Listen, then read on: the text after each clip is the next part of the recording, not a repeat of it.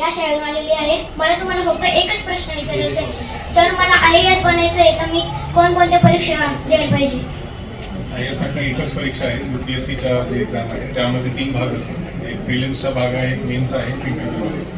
प्रिलिम्समध्ये आपले general knowledge आणि IQचे प्रश्न असतो, जसं आपले स्कॉलरशिपमध्ये आहे त्याच पद्धतीचे, पण थोडे जास्त असते. आणि आपले करंट इव्हेंट्स जे आहे, न्यूजपेपरमध्ये आपण जे डेली वाचन करतो त्याच्याबद्दलचे प्रश्न आहेत. त्यामध्ये MCQ जसं आपल्या स्कॉलरशिप एक्झाममध्ये आहे हेच पद्धतीने आहे. OMR शीटवर आपल्याला उत्तर द्यायचं आहे आणि त्यामध्ये कट ऑफ असतो. जे कट ऑफच्या वर गेले त्यांना पुढच्या टप्प्यासाठी सिलेक्ट करतो.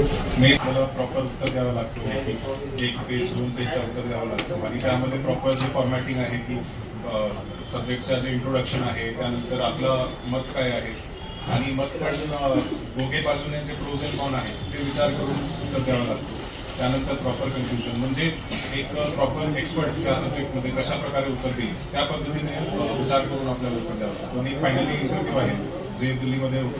इंटरव्ह्यूमध्ये आपला पर्सनॅलिटी कसा आहे, आपले हॉबीज काय आहे, आपल्याला म्हणजे आपली विजन काय आहे, सर्व्हिसमध्ये कशासाठी आपल्याला यायचं आहे त्याबद्दलचे प्रश्न असतो. आणि त्यानंतर सगळे मार्क्स जे आहेत ते टोटल करून आपल्याला एक रँकिंग मिळते आणि रँकिंगच्या आधारे आपल्याला सर्व्हिस मिळते. म्हणजे IAS असेल, IPS असेल, वेगवेगळी सर्व्हिस त्यामध्ये आहे, ते आपल्या रँकच्या आधारे आपल्याला दिलं जातं.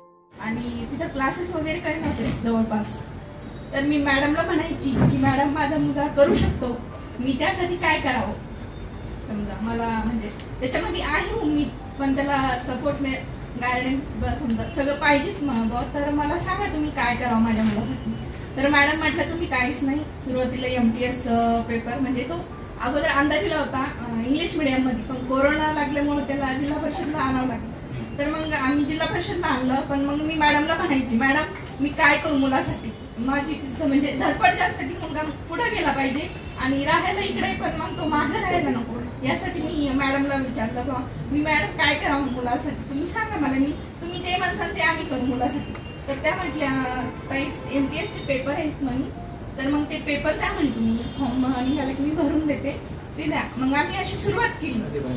2री, 3री, 4थीला त्याचा केंद्रात नंबर पण आला शिलोडला आणि नंतर मग आता 5वीला नवोदयमध्ये सिलेक्शन झालं. तर आजपर्यंत समजा मी झटले, मॅडमची साथ भेटली. याच्यानंतर मी मुलासाठी काय करावं, त्यांना काय समजा सपोर्ट द्यावा माझा, समजा त्याला काय कर बेटा असं सांगावं समोर. पण त्याची इच्छा खूप आहे, त्याचं म्हणणं आहे मी IASच बनणार, पण तरी पण मी त्याला काय सांगणार. डिस्कशन आहे ते आम्ही पुढे पण चालू ठेवणार आहे.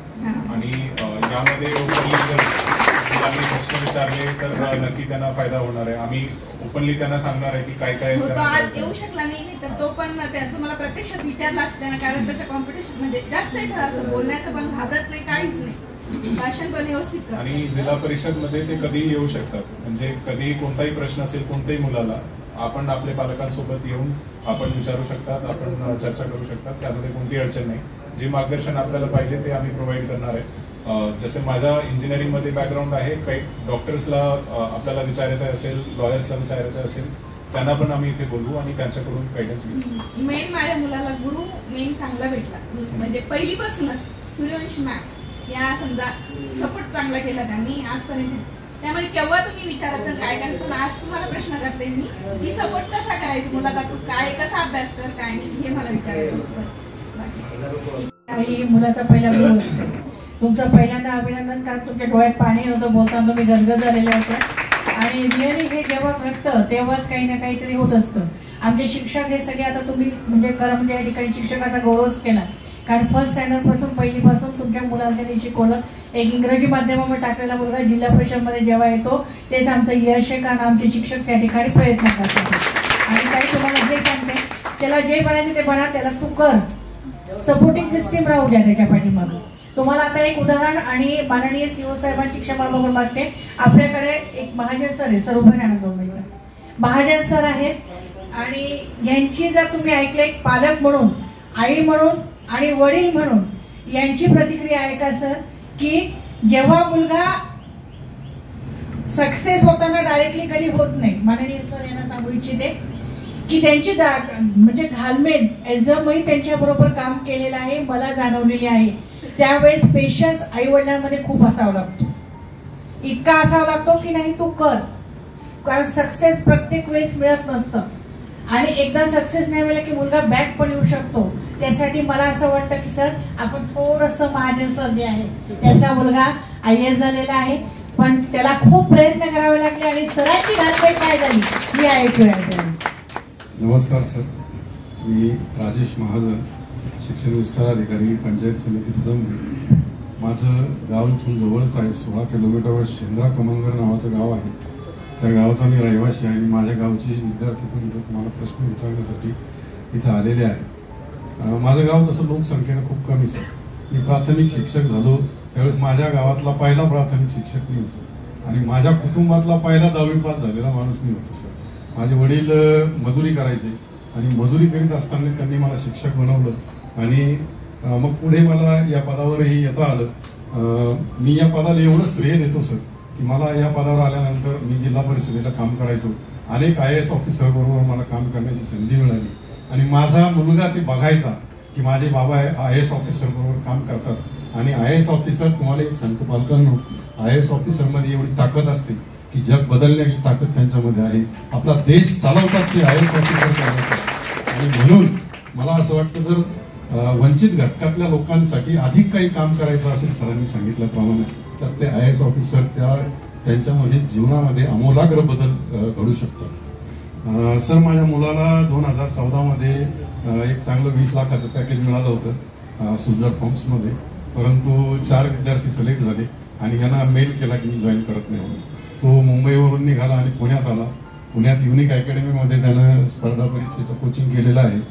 कोचिंगमधून कधी IAS होत नसतो, फक्त एक मार्गदर्शन घेण्यासाठी एखादा वर्ष आपल्याला ते करावं लागतं की जेणेकरून आपल्याला त्या स्पर्धा परीक्षा नेमकं कशी फेस करायची आहे त्याच्यासाठी ते करावं लागतं. नंतर सेल्फ स्टडी करावा लागतं. त्यासाठी मित्रहो, माझ्या मुलाला 5 वर्ष लागली IAS होण्यासाठी आणि ते मॅडमनं माझी परिस्थिती बघितलेली आहे. प्रत्येक वेळी अर्ध्या मार्कानं 1 मार्कानं त्याची पोस्ट जायची सर. 3रा इंटरव्ह्यू होता त्याचा आणि पहिल्या इंटरव्ह्यूच्या वेळेस त्याचा 3 मार्कानं पोस्ट गेली, दुसऱ्या वेळेस 6 मार्कानं पोस्ट गेली आणि 3ऱ्या इंटरव्ह्यूच्या वेळेस मात्र त्याला एकदाच म्हणजे अगोदर कोणतंही बंद मिळालं, डायरेक्ट IASच मिळालं त्यानंतर. तर मी सुद्धा ग्रामीण भागातला आहे. मला तुम्हाला हे सांगायचं आहे, मी ग्रामीण भागातला आहे. जिल्हा परिषदेच्या शाळेत शिकलेला मी आहे. 7वी पर्यंत माझ्या गावामध्ये मी शिकलेलो आहे. गरिबी, आता लेकरांनी सांगितलं की माझी परिस्थिती नाही, गरिबी कधीही शिक्षणाच्या आड येत नाही, कधीच येत नाही. फक्त तुमच्याजवळ मेहनत करण्याची तयारी पाहिजे आणि पालकांचा दृष्टिकोन सुद्धा सकारात्मक पाहिजे आणि आपल्याजवळ पेशन्स पाहिजे.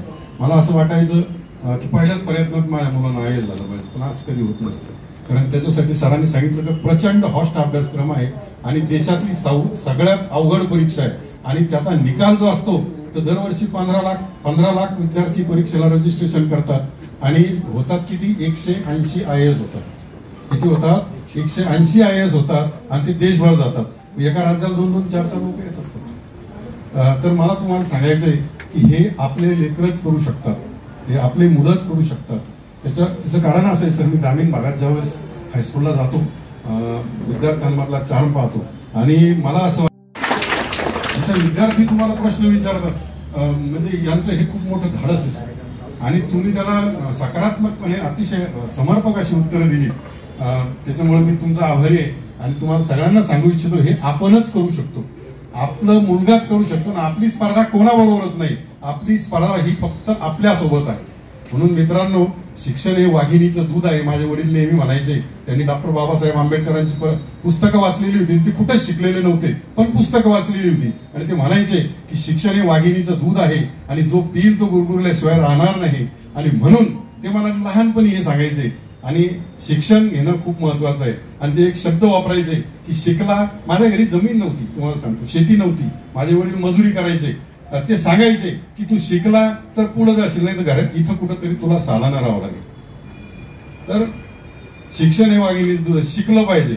आणि आता पुढची पिढी आलेली शिकण्यासारखी चांगली.